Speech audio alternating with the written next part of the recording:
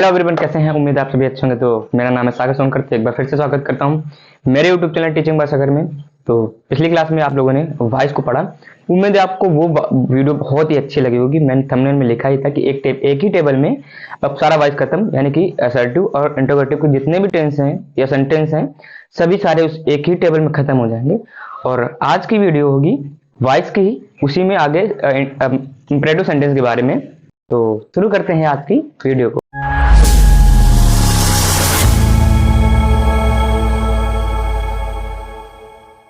तो आज की क्लास शुरू करने से पहले कल जो कुछ एग्जाम्पल छूट गए थे मैं उनको करा देता हूं। तो आज का पहला एग्जाम्पल क्या है कि I shall not go to market. I shall not go to market. Shall यानी कि मॉडल वर्ब है, मॉडल वर्ब फिर नॉट लगा। मैंने क्या कहा था, यदि मॉडल वर्ब लगी है तो मॉडल वर्ब उसको उतार दें, इसके बाद तुरंत बाद आपको बी लिख दें। शैल नॉट है तो शैल नॉट बी लिख दें। तो इसमें ऑब्जेक्ट क्या है, मार्केट, तो उसको बना दें पहले सब्जेक्ट। सर्वप्रथम ऑब्जेक्ट को सब्जेक्ट बनाएं, इसके बाद हेल्पिंग वर्ब में चेंजमेंट करें। मार्केट के लिए आएगा विल, फिर नॉट, इसके बाद बी, क्योंकि विल बी तुरंत नहीं आ सकता है कि विल के बाद नॉट, बी के पहले हमेशा नॉट लगाना पड़ेगा। तो market will not be gone to by me. ये जो टू है इस गॉन का है, गॉन टू बाय मी। दूसरा एग्जांपल का कि they have not seen the Taj Mahal. तो द ताजमहल से स्टार्ट करें। The Taj Mahal have not seen. Taj Mahal के लिए तो पहले बात तो हैज नॉट आएगा। फिर अगर हैव लिखा है तो मैंने क्या बोला था, हैव नॉट बीन हो जाएगा। हैव के लिए, हैज के लिए क्या बोलते हैं, हैज बीन या हैव बीन, फिर वर्ब की थर्ड फॉर्म। तो इसमें नॉट लगा है तो हैव नॉट बीन। तो द ताजमहल इसके लिए आएगा has not been, has not been seen. The Taj Mahal has not been seen, फिर बाय देम। दे का ऑब्जेक्ट क्या होगा, देम। उम्मीद है आप लोगों ने कल की जो सारणी मैंने ऑब्जेक्ट और सब्जेक्ट की दी थी वो याद कर ली होगी। तो तीसरा एग्जांपल क्या है कि we shall not have done our homework. तो यहां से स्टार्ट करें कि अवर होमवर्क, फिर क्या, शैल हैव लिखा। फिर से बोलो कि हैव अगर लिखा है तो आप हैव बीन लिखना पड़ेगा। तो वी शैल, तो our homework will have been. Will have या शैल हैव, मस्ट हैव, कुछ भी है, अगर पैसिव वॉइस बनाना है तो आपको बीन लगाना पड़ेगा। तो our homework will have been done by us, done by us. अब कुछ एग्जांपल हैं, अभी तो मैंने नेगेटिव करा है, अब कुछ एग्जांपल इंटरोगेटिव करा देते हैं। इसमें थोड़ा सा कठिन है तो मैं इसको सरल बना के बताऊंगा। तो what are you doing, what are you doing, मैंने क्या बोला, सब्जेक्ट का ऑब्जेक्ट बनाते हैं और ऑब्जेक्ट का सब्जेक्ट बनाते हैं। इसमें सब्जेक्ट क्या है, यू है। यू को पहले बना दिया क्या, ऑब्जेक्ट। तो बाय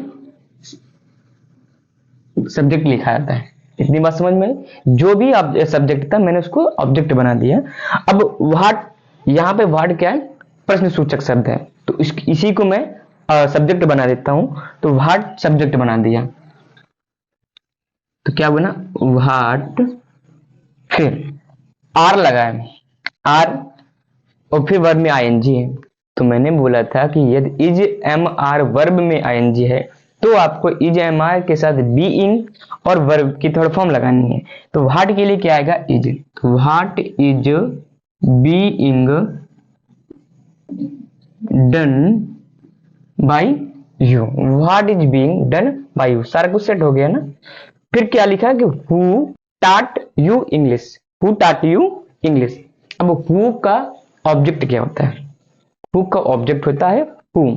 लिख लेना नोट पॉइंट में कि हु का ऑब्जेक्ट क्या होता है, हुम। ठीक। अब ये आप लोग सोच रहे हैं कि यू यहां पे सब्जेक्ट है, यू यहाँ पे सब्जेक्ट नहीं है, क्योंकि ये वर्ब के बाद लिखा है। वर्ब के बाद कोई भी प्रोनाउन या नाउन लिखा होता है हमेशा ऑब्जेक्टिव केस में लिखा होता है। तो सबसे पहले सब्जेक्ट का ऑब्जेक्ट बनाते हैं, सब्जेक्ट का ऑब्जेक्ट और ऑब्जेक्ट का सब्जेक्ट। बट यहाँ पे जो WHO है या हु है वो एक प्रश्नसूचक शब्द है, तो हमेशा प्रश्नसूचक शब्द की इंग्लिश पहले लिखते हैं। तो आपको हु का ऑब्जेक्ट क्या बनाया, who.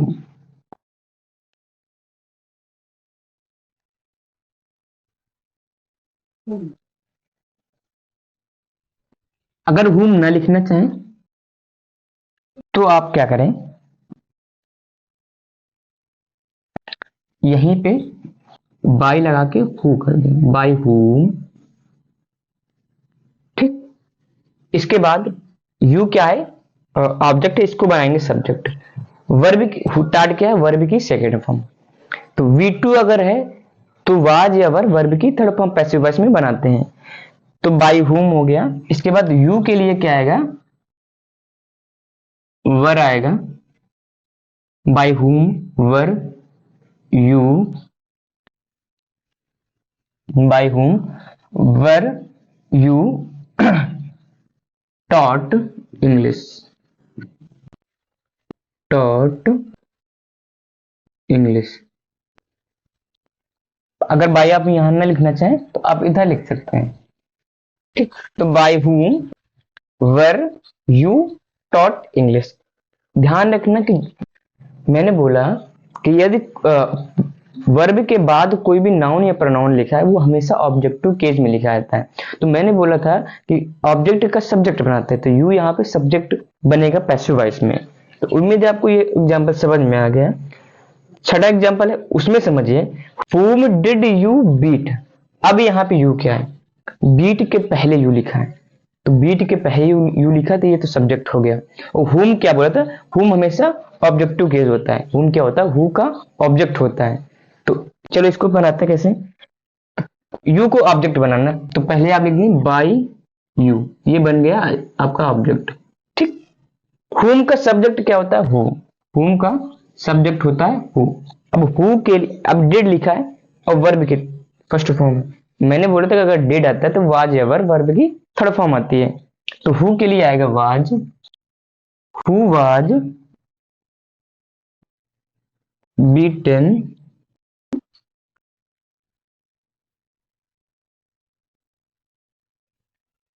Bye you, who was beaten by you. उम्मीद है समझ में आ गया। अब इसमें सातवां एग्जांपल क्या कि विच मैन एब्यूज्ड हर, किस आदमी ने उसे गाली दी। यहाँ पे ये हर क्या है, मैंने फिर से बोलो, एब्यूज्ड के बाद हर लिखा है, तो हर क्या हो गया, ये ऑब्जेक्टिव केस हो गया। इसका क्या बनाना है, सब्जेक्ट। और विच मैन ये हो गया सब्जेक्ट, इस जगह पे ये सब्जेक्ट है, इसका क्या बनाना है, ऑब्जेक्ट। ऑब्जेक्ट बनाना है तो भाई मैंने बोला था कि बाई ऑब्जेक्ट तो बाद में लिखा जाता है, लेकिन अगर क्वेश्चन वर्ड है तो उसको क्वेश्चन वर्ड हमेशा पहले आता है, तो क्वेश्चन वर्ड को आप पहले ही लिखना पड़ेगा। तो विच और इसके साथ नाउन आना जरूरी है, तो विच मैन हो गया। ठीक, इसके बाद अगर इसको ऑब्जेक्ट बनाना है तो बाई यहां पे लगा दीजिए। फिर क्या बनाना है, V2 फॉर्म है तो सी के लिए क्या आएगा, वॉज आएगा, वॉज फिर सी। भाई क्या बोल रहे थे, WH word helping verb subject, यही तो बोला था मैं टेंस में, मैंने बताया था कि WH वर्ड हेल्पिंग वर्ब और सब्जेक्ट हो गया। इसके बाद लगाएंगे एब्यूज्ड, एब्यूज की थर्ड फॉर्म क्या होती है, एब्यूज्ड। बन गया by which man was she abused. उम्मीद है समझ में आ गया होगा। अगर आपने अभी तक मेरी वीडियो को लाइक नहीं किया, वीडियो को लाइक करें, शेयर करें और मेरे चैनल को सब्सक्राइब करना बिल्कुल ना भूलें। तो आठवां एग्जाम्पल क्या है कि how many books do you read. अब यहाँ पे यू क्या है, रीड के पहले लिखा है, और रीड के पहले यदि वर्ब के पहले अगर कोई नाउन प्रोनाउन लिखा होता है वो सब्जेक्टिव केस में होता है। तो यू यहाँ पे सब्जेक्ट है, इसका क्या बनाना है, ऑब्जेक्ट। तो बाय यू ये बन गया आपका ऑब्जेक्ट, ऑब्जेक्ट हो गया। How many books, how many books do you read, तुम कितनी किताबें पढ़ते हो। तो हाउ मेनी बुक्स का बनाना है आपको सब्जेक्ट है, तो हाउ मेनी बुक्स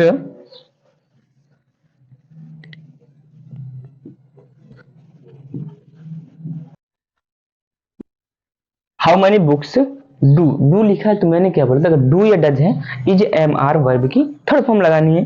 तो बुक्स के लिए क्या आएगा, are. How many books are read by you, read by, how many books are read by you. तो उम्मीद है आपको सारे एग्जाम्पल समझ में आए। किसी में भी डाउट है तो आप मुझे टेलीग्राम पे मैसेज कर सकते हैं। टीचिंग बाय सागर से मेरा नाम चैनल है, तो आप उसमें मैसेज कर सकते हैं। तो आप इसको नोट डाउन कर लें। चलिए इसी के आगे बढ़ते हैं इंपरेटिव सेंटेंस के बारे में। तो टॉपिक क्या है, इंपरेटिव। तो पहले जानते हैं इंपरेटिव होता क्या है, पहले इसके बारे में पढ़ें तो कि इंपरेटिव क्या होता है क्या नहीं होता है। तो इंपरेटिव का मतलब होता है, इंपरेटिव में वर्ब सबसे पहले आती है। इंपरेटिव में वर्ब पहले आता है V1, फिर इसके बाद ऑब्जेक्ट। इसमें सब्जेक्ट यू छुपा रहता है। इसमें या तो पहले शुरुआत होगी V1 या प्लस ऑब्जेक्ट से, या तो आपको प्लीज या काइंडली मिलेगा, please give me some water, please give me.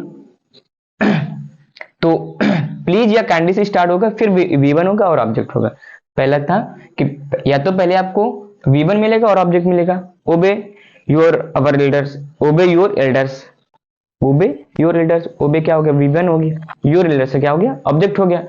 तो और या तो आपको don't, do not tell a lie, do not, don't V1, don't V1, फिर इसके बाद ऑब्जेक्ट मिल सकता है।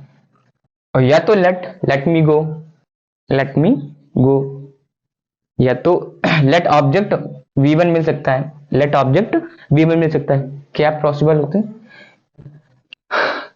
या तो आपको V1 फिर ऑब्जेक्ट, यानी कि डू योर वर्क, V1 हो गया डू योर वर्क, इसका एग्जाम डू योर वर्क। या तो आपको इस तरीके से मिल सकता है, या तो प्लीज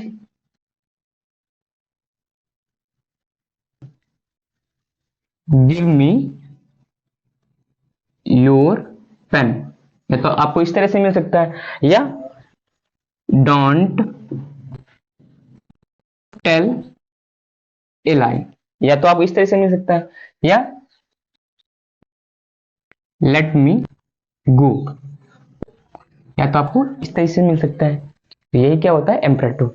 तो इम्परेटिव को एक्टिव से पैसिव कैसे बनाते हैं, चलिए इसके नियम को पढ़ते हैं। तो इसकी ट्रिक क्या है, इसकी ट्रिक्स हैं। यदि आपको सिंपल में दिया गया, निगेटिव वगैरह नहीं दिया गया, तो इसका नियम क्या है, लो बीवी। लो एल से मतलब होता है लेट, ओ से मतलब होता है ऑब्जेक्ट, बी का मतलब बीई, और वी का मतलब वर्ब की तरफ हम जैसे दिया है डू योर वर्क, इसको आप इस फॉर्मूले से लगा सकते हैं, लो बीवी। लो का मतलब एल से मतलब लेट, ओ से ऑब्जेक्ट, इसके बाद बी, फिर वर्ब की थर्ड फॉर्म। यदि नॉट दिया है तो LON BV, LON BV। तो L से लेट, O से ऑब्जेक्ट, N से नॉट, B से बी, और वर्ब V से वर्ब की थर्ड फॉर्म। तीसरा क्या है, यदि आपको प्लीज या काइंडली दिया है, यदि आपको जैसे लिखा था मैंने, please give me your pen, तब इसके लिए आपको अलग से लिखना है you are requested to, you are requested to. इसके बाद प्लीज या काइंडली को हटा दें, जो भी टेंस बचे या सेंटेंस बचे आपको उसको ऐसे ही लिख देना है। चलिए इसके एग्जांपल्स को पढ़ते हैं। तो इंपरेटिव का पहला एग्जांपल क्या है, help the poor. Help the poor मैंने क्या बोला था, इसमें निगेटिव तो है नहीं। तो पहला वाला रूल है कि लो बीवी, लो बीवी मतलब लेट, पहले आपको क्या लिखना है, लेट लिखना है। मैंने लेट लगा दिया अपनी तरफ से। फिर ऑब्जेक्ट, ऑब्जेक्ट इसमें क्या, हेल्प के बाद जो भी, भाई वर्ब के बाद जो भी नाउन या प्रोनाउन लिखा होता है, मैंने बोला था वो ऑब्जेक्टिव केस में लिखा होता है। तो द पुअर में ऑब्जेक्ट है, लेट द पुअर, फिर बी लगाना है। और हेल्प की थर्ड फॉर्म क्या होती है, हेल्प्ड, बन गया। कोई दिक्कत, उम्मीद आपको समझ में आ रहा है। अगर वीडियो समझ में आ रहा है तो वीडियो को लाइक करें, शेयर करें, और मेरे चैनल को सब्सक्राइब करना बिल्कुल भी ना भूलें। तो उसका दूसरा एग्जाम्पल क्या है, डू योर वर्क, इसको वैसे ही बनाएंगे, लेट फिर object, let your work, let your work, फिर बी, फिर डू का third form, done.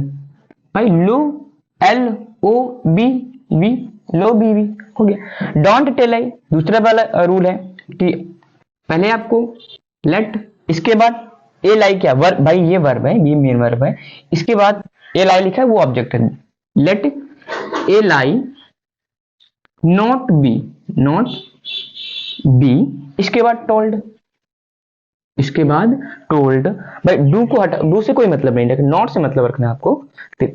Low L O not be told, L O not be told, यानी let object not be verb की third form. Don't teach the poor, इसका क्या बनेगा, let the poor, let the poor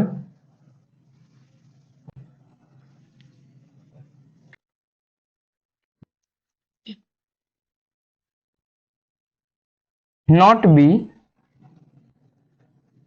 टीच्ड। पांचवा example का please give me your book. तो तीसरा मैंने बोला था रूल कि यदि प्लीज ये कैंडल लगा तो आपको यू आर रिक्वेस्टेड लगा के टू, इसके बाद प्लीज को हटा दीजिए, जो भी बाकी बचा सेंटेंस है उसको लिख दीजिए। तो इसमें क्या लिखना है, यू आर रिक्वेस्टेड टू, इतना तो आपको अपनी तरफ से लिखना है। इसके बाद प्लीज को हटा दीजिए, क्या लिखा, give me, give me your book, your book. Third example क्या है, आज का लास्ट एग्जाम्पल है कि काइंडली पोस्ट दिस लेटर। तो इसमें भी क्या होगा, यू आर रिक्वेस्टेड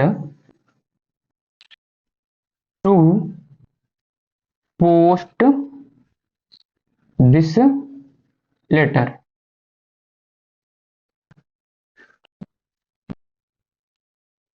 तो कैसी लगी आपको आज की वीडियो, कमेंट में जाके बता सकते हैं। अगर वीडियो अच्छी लगी है तो वीडियो को लाइक करें, शेयर करें और मेरे चैनल को सब्सक्राइब करके बेल आइकन को दबाना बिल्कुल भी ना भूलें।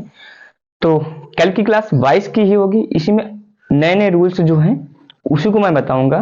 तो तब तक के लिए जय हिंद।